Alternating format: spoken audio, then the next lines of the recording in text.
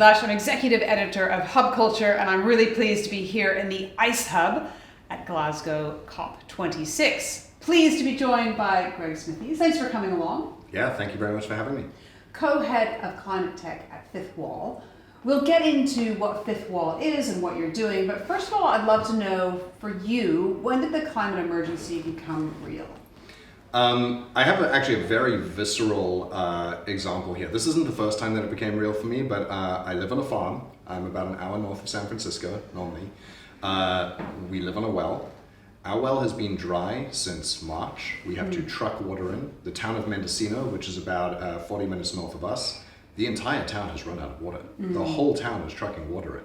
On top of that, there are wildfires up and down the west coast. Literally, the air, you can chew it, right? Yeah. So I think we live on the west coast of America, especially where I am, in the climate crisis on a day-to-day basis.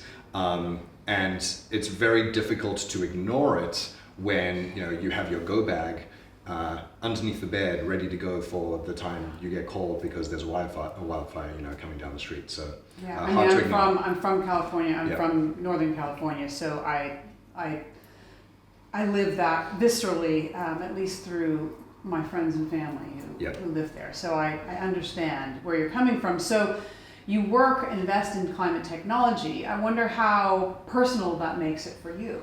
Yeah, incredibly personal.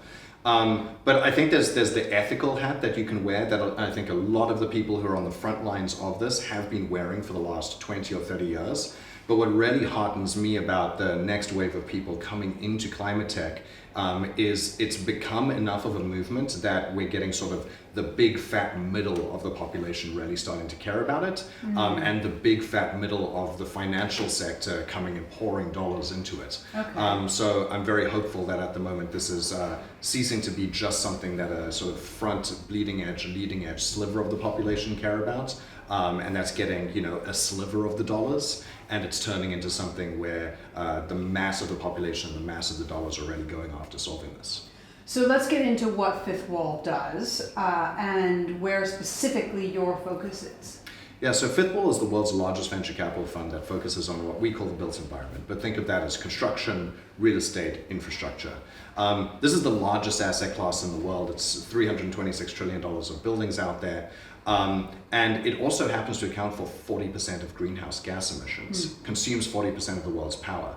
I think if you ask the average person on the street what the big bad wolf industry is when it comes to climate change, most people would say transportation, right? But when you put together planes, trains, ships, trucks, cars, all of them combined, it's only a little over like 20% of the CO2 emissions.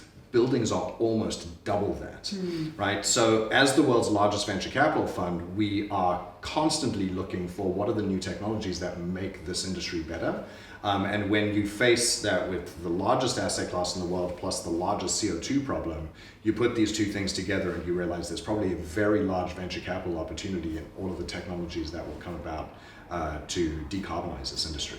So what are the things that you are investing in now that will make an enormous difference? Yeah, so what I really like on a more macro level is just about any technology you put into the real estate and construction industry is going to make an enormous difference just because the industry is so large. Right. So as a great example here, the market just for the electric motors, just inside the air conditioning systems, just on the rooftops, and not even the ones that are in the windows, just on the rooftops of all the buildings in the world, the market for that, what sounds like a very super niche product, is $100 billion market. And those motors consume about $1 trillion of electricity per year. So literally half of the world's electricity goes through motors like that. Wow. So that's extraordinary. It's incredible, right? So what's kind of fun is venture capital 101 is pick big markets. It turns out there pretty much isn't any larger market than the real estate industry. And so everything we're investing in, because of the size of the industry, has the possibility to really move the needle. But to give you some ideas of the sorts of things we're looking at, we actually look across the full life cycle of a building. We are not afraid of hardware. We're not afraid of deep science. And so we're going from the raw materials going into buildings. This industry uses 40% of the world's raw materials. Think new concrete that's clean and green, steel, glass, all of those things going in, all the way through how you build those buildings. So think 3D printing, prefab, modular construction, to how do you operate the buildings for the 30, 40, 50-year life cycle, making sure that they're efficient, clean, and green. And then what a lot of people forget is actually end of life, right? The waste streams that are coming out of these buildings, what we do with all of that rubble, the water that's being used in them, can we recycle all of these things? Can we potentially even suck water straight out of the air to put into your buildings? Things like that. So full aperture across the whole life cycle of the building. Just take one of those issues around, let's take one of the resources, sand, which has been a real focus for a whole lot of different people, and the amount of sand that gets used in construction. Yep. Now I imagine a place like San Francisco, it's not an issue, but in a places in Asia, for example, it's an enormous issue. So how do you tackle something like that? Yeah, so to put this in perspective, if we say, where is all of that sand going? Just if people don't have context on this, sand is going into the concrete that's going into all of the buildings, right? Concrete is the most manufactured material in human history. And China, because it's going through such a massive growth and infrastructure construction boom, at the moment consumes and produces round about half of the world's concrete. Now, the type of sand you need to use in concrete is actually very specific. You can't go and use beach sand, for example. It's actually river sand that you have to use. It's all got to do with the size of the grains, the shape of the grains, things like that. And so you end up with kind of an ecological nightmare in dredging the bottoms of these rivers all over the world, but very heavily in Asia to go and get the sand. And there are also kind of crazy stories about people stealing sand and things. Like it's a little bit of a nuts problem. Yeah. Right. When we look at something like that, we are looking at technologies to make more types of aggregates, more types of sands applicable, so that you don't have to go and dredge the bottom of a very sensitive wetland ecosystem to get the sand. What if we've got the whole Gobi Desert to go after, right? Which, whilst that is still an ecological environment to go after, it's probably a lot less disruptive to take sand out of there than it is to dredge it off the bottom of a river, right? So we're looking at technologies like that to just make more of the world's sand applicable to concrete to help solve this problem. So that sounds like a technology that might be down the road a little bit, is that right? Or is it available right now? Well, typically we look at all of the technologies that we invest in. We actually take sort of a multivariate approach to investing in companies so that we have short-term solutions that our corporate partners can buy now, medium-term solutions, and then the long-term sort of final solutions. I probably shouldn't say the term final solution. Eventual solution, the lasting solutions here.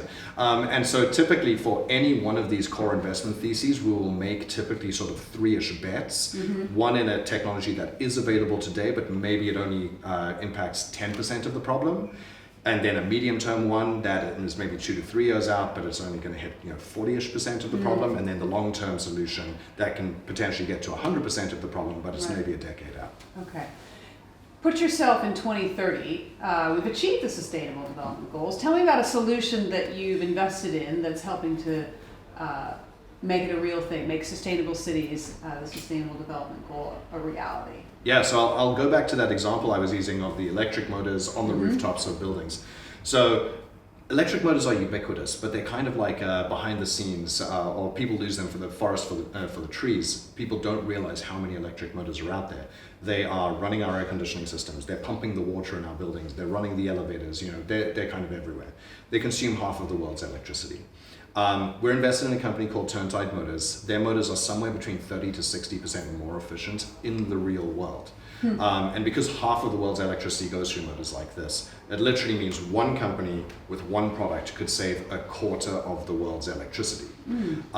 So when we're looking at these opportunities, we want things that can be deployed now, can be deployed at scale, and can heavily move the needle in terms of the size of the impact. Right? And they have to be affordable, because that's the only way that you get these things into the hands of buyers, right? Because most of the buyers out there do not have the ethical imperative to overspend on technologies just because they want to help the environment. The big fat middle of most economies often just don't even have the choice to be able to pay a premium. You need technologies that are cheap. And so, for example, in this case, one of those electric motors pays for itself in about 3 years just on your electricity cost savings. And if you know anything about the way CFOs think in the real estate world, something that is pays for itself in 3 years basically means that it's a no-brainer in the industry. And that means you could sell that to an active climate change denying CFO, and he'd probably still want to buy this product. Or she. Yeah. Thank you so much, Greg, for stopping by Hub Culture to the ICE Hub here in Glasgow, and I'm Edie Lush.